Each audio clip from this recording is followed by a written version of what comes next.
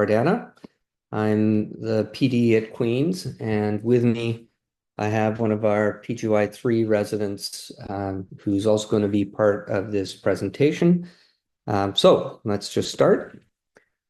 We are in Kingston, Ontario. For those of you who don't know what that is, small city on Lake Ontario, halfway sort of between Toronto and Montreal, and at a historic university. So our current allocation for residents is 2 CMG CARMS position, 1 IMG CARMS position, and we take a foreign medical graduate. So that is 4 residents per year.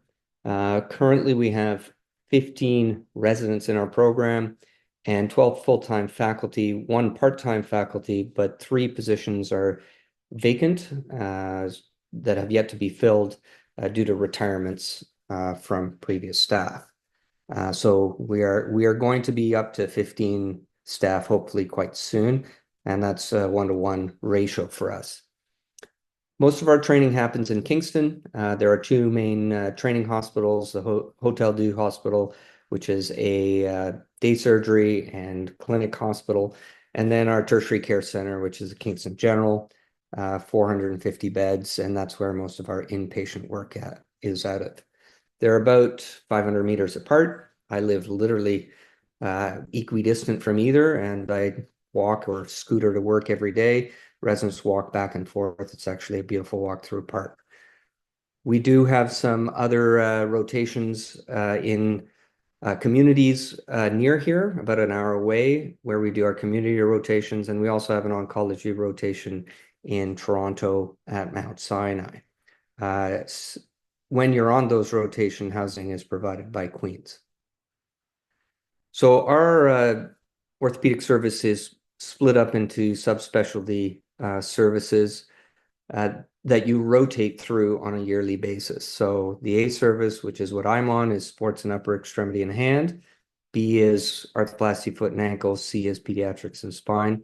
And D service is trauma. And you get to actually see each one of those services on a yearly basis.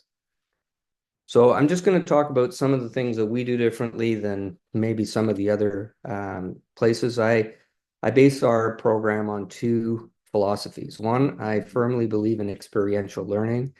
What does it mean to me? It means that you're not going to learn it unless you're doing it. So we firmly believe in trying to get residents involved right at an early stage. As I mentioned, it's 1-to-1 teaching. I never have more than 1 resident with me at one time. And a lot of the time, I just have a medical student. So residents come and go, but it's never a bleacher seats situation. We give early exposure. So in orthopedics and on our off-service rotations, you get early responsibility and exposure right away. In fact, on our foundations rotations, there are no other training programs in Kingston but general surgery and us. So when you're on vascular, plastics, neurosurge, you are the senior resident right in your PGY 1 year. So it's a lot of responsibility, but it's a great opportunity. And we try to provide a balanced training with 2 OR days at minimum a week, plus some clinic time. So what is the spiral approach? I believe that this is the best way to really learn deeply. It's iterative learning. So as I said, you get a rotation on every subspecialty service every year of your training. That means you see sports medicine or spine or whatever on a yearly basis. This breeds familiarity with the staff. It also makes sure that you get repetitive practice at specific surgical skills like what I teach, which is arthroscopy. And every year you get to level up and get better at what you're doing. Now, during those rotations, we let the residents decide what they want to do. So on my service, I have myself, which is sports, plus we have a hand surgeon, plus we have a shoulder and upper extremity surgeon. We don't dictate where the residents go on a daily, weekly, or monthly basis. They decide amongst themselves what they think that they need to learn more of that particular block, and then they schedule themselves in for that. So it's sort of a build your own adventure type of training when you're on each service.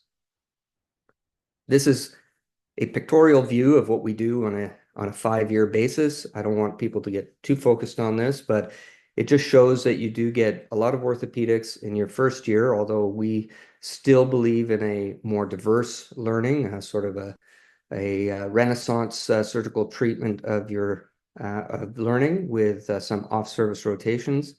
And then every year you're going to have one rotation in each of the subspecialty services, along with electives, community blocks, the oncology block. And then we'll be talking about NF, which stands for night float, which is the way that we actually do our call amongst the residents.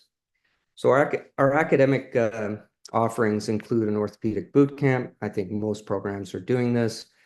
For us, this is a hands-on skills type teaching week where I just finished it actually, where you learn on either cadaveric specimens or sawbones, the basic principles of all the types of surgery, arthroscopy, arthroplasty, fracture, etc. The PGY 1s and 2s love this course and actually learn quite a bit in it. Every summer, we do a 2-block anatomy boot camp, which is another cadaveric-based course where we're really doing surgical anatomy. And this is dissection-based surgical approaches on a weekly basis in the anatomy lab at Queen's. And every resident does this. It's mandatory, and they do it every one of their 5 years. So you really do get to know your anatomy quickly and thoroughly. The rest of our time, Monday morning, is spent doing trauma rounds, which is typical case-based rounds, otherwise known as pimping rounds. And then the rest of the time, we do academic half day on Thursday afternoon. This is very typical didactic sessions. We do reserve 2 sessions in our 8-week schedule to do something special. One is a small group learning sim type session where we do high yield topics and procedures. And then as part of that, I also run OSCEs and practice MCQ exams so that our residents don't lose their skills of writing an exam, which is actually a real skill that can get pretty rusty if you don't do it for 5 years. And then one other day during the 8-week cycle, we do a full day anatomy or a surgical skills lab in the cadaver lab or sim center. So just to focus on surgical skills days, these are open to all residents, PGY 2 and above. PGY 1s can come if they're free from their own half day. These are cadaveric skills labs based on procedures. And coupled with them, we do journal clubs, either hosted at staff's houses like myself or at restaurants around town where we look at journals, seminal journals, and interesting journal articles to analyze. So now I'm going to pass it on to my resident, Sean, and he's going to talk about night float because he lives it. Live it and love it. So night float is, well, hi everyone, I'm Sean. I'm a PGY3 resident here at Queen's. Night float is our, I guess, take on the 24-hour call system. So rather than having residents do 24-hour call, spaced out through the week and 1 and 3, 1 and 4, whatever the program would allow, one resident each month is a dedicated night float resident. So from 5 p.m. to 7 a.m. Sunday afternoon through Friday morning, the night float resident is the on-call for all incoming consults, handles ward issues, and is the first assist in the OR. The first assist in the OR is really nice because it ends up being an opportunity for you as a PGY2 to really hone your trauma skills. You get the chance to do, your hips, more complex trauma, open fractures, X-fixes, all the things that come into the door and need to be done overnight, or things that become more urgent, hips becoming Bs at 48 hours, that kind of thing. You do have help. So the first, up until 11, there is a resident or 2 residents who help out. There's a senior and a junior, but you're still, even if you're a PGY2 and there's a PGY5 on call with you, you're still technically the senior. So you're still first assist for all the cases. It's your show and you get to decide how to run it. there are the benefit to this is that you basically have very little 24-hour call and you miss very little educational time when you're not on night float. So I'm looking at my schedule right now. I had a 24-hour call on Friday on the 11th, and my next 24-hour call is, oh, sorry. I had 24-hour call on yeah, the 11th, and my next one is on the 16th. So um uh, is that right? No, sorry, the 19th, and my next 24-hour call is on the 16th. Sorry, October 19th and then November 16th. The point being that you actually end up spending very little time on 24-hour call and actually get to have a good sleep and have a fairly normal schedule throughout the year. Next slide, please, Dr. Bardana. So resident research here at Queen's is something we try to emphasize. We have a research course as part of Surgical Foundation. So in first year, you're teamed up with a mentor who helps guide you through your project. There's a dedicated course as part of your Surgical Foundations course with the goal of having a presentation ready for our resident research day in second year. The overall goal for each resident is to have at least 2 presentations at resident research day. We also receive funding to go on conference leave. The staff are very open to having you participate in projects. There's a massive Google Sheet where you can go and just pick projects and go from there. So why choose Queen's? First and foremost, we're a resident-centered program. Dr. B will talk about this. All this will talk about this. The program is designed for you to have the most opportunity to succeed. The goal is to, like Dr. Bardana is highlighting here, is to make you competent, but becoming proficient is something that you have to achieve on your own. Being competent is what the EPAs and the college will always want from you, but being proficient is self-directed as well as having the opportunity to do so, and that's what Queen's offers you. It's a chance for you to not only become a very skilled surgeon, but still have an incredible time outside of the hospital. Because of the way we structure call and because of the way we structure our program, you end up having a lot of time for outside activities. There are pictures of all the residents here.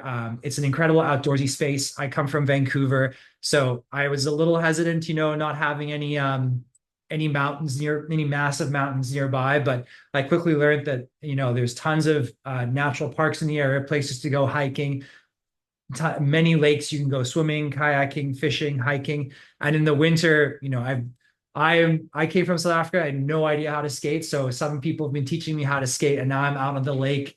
They don't let me go too far. I'm trying to convince them to put me on a leash or something so I don't drift off to the thin ice, but it's an incredible experience, and everyone's very keen to get outside and be involved.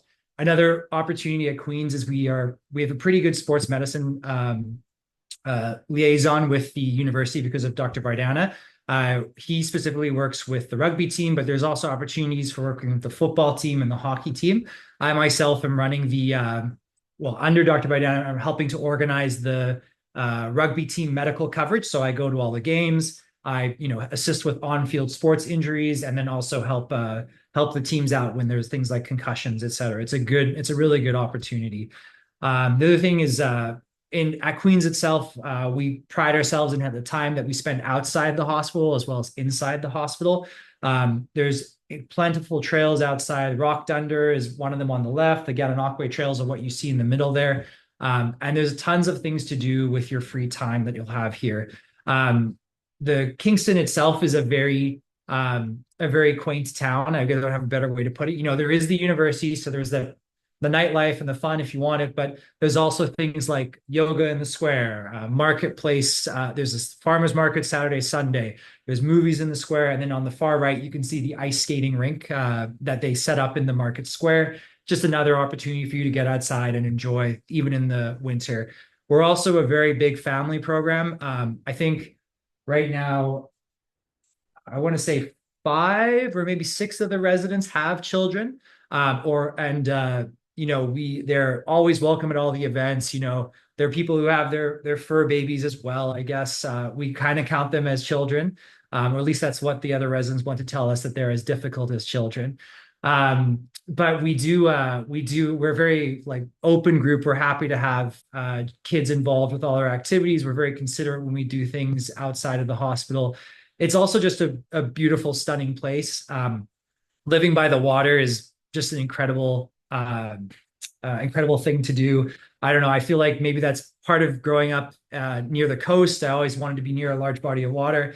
And Kingston's freezes, which is a new experience for me, but it's still an incredible time to be out in the summer or to even on the winter to go and explore the surrounding areas. I like to think we're a fun group.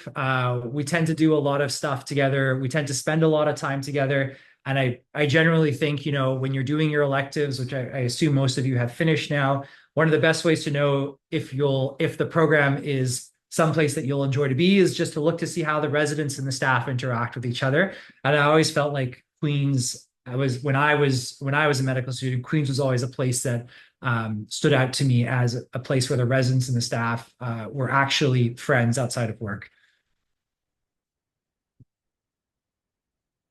All right, thanks. And I'll hand it back over to Dr. B. Thanks, Sean. I think that basically encapsulates what we feel is the differences or highlights of our program. Small program, thoroughly invested in training residents. And I know you'll get good training at any of the programs across Canada. That goes without saying. Our style is more family oriented. And yeah, the spiral curriculum allows for people to really gain good surgical skills in a pretty safe and welcoming environment. Thank you.